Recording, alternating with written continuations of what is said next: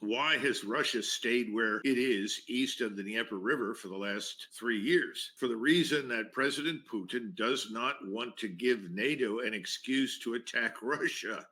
In other words, the United States leading NATO. That's why they're there. I mean, they could have crossed this river a long time ago.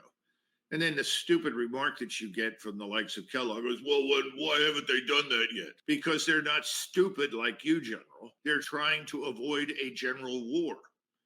I can't think of any leader in the last 50 years that has worked as tirelessly and as hard as President Putin has to avoid a war in Europe. I mean, he really, really has. We're the ones that pushed the envelope in the 90s in the Balkans. Then we tried to drag all the NATO members into our wars in Iraq and Afghanistan and Libya. He hasn't done these things. We have. Russia is not interested in a general war. I don't know where we go from here. My great concern is not so much the people running Germany, it's who's running the show here in Washington. That's what worries me, because whatever we do, they will follow. And that's why it's in President Trump's interest and the interest of humanity for him to step forward and say enough's enough.